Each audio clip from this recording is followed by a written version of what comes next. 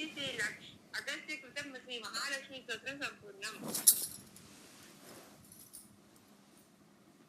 జై శ్రీరామ్ అండి. ధన్యవాదాలు ఉమాదేవి గారు.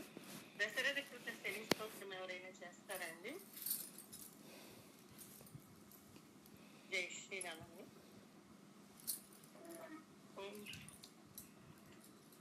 నేను చేయనండి. చేయండి. మీరు చేసేదండి తీసుకుంటున్నాను.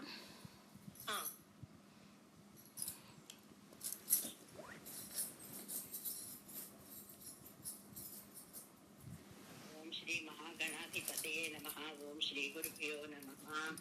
దశరథ కృత శని స్తోత్రం. నమః కృష్ణాయ నీలాయ శిఖిఖండ నిభాయ చ నమో నీలమధుకాయ నీలోత్పల నిభాయ చ నమో నిర్మాంస దేహాయ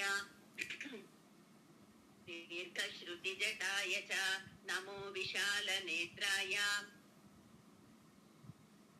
शुष्कोदर भयानक नमः पौरुष गात्राय स्थूल रोमाय ते नमः. नमो नित्यं क्षुधार्ताय नित्यतृप्ताय ते नमः.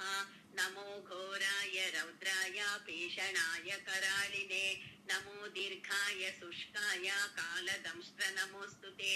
नमस्ते घोररूपाय दुर्निरीक्ष्याय ते नमः. नमस्ते सर्वभक्षाय वलीमुख नमोऽस्तु ते. सूर्यपुत्र नमस्तेस्तु भास्वराभयदायिने अधो दृष्टे नमस्तेस्तु संवर्तक नमोऽस्तु ते. नमो मन्दगते तुभ्यं निष्प्रभाय नमो नमः. तपसा ज्ञानदेहाय नित्ययोगरताय च ज्ञानचक्षुर्नमस्तेस्तु कश्यपात्मजसूनवे. तुष्टो ददासि राज्यं त्वं क्रुद्धो हरसि तत्क्षणात्.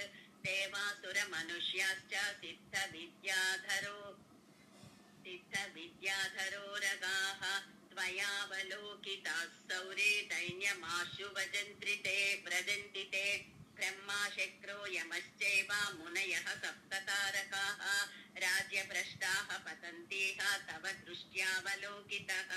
त्वयावलोकितास्तेऽपि नाशयम् यान्ति समूलतः. प्रसादं कुरु मे सौरे प्रणत्वाहि त्वमर्थितः. श्री दशरथ कृत शनि स्तोत्रं సంపూర్ణం.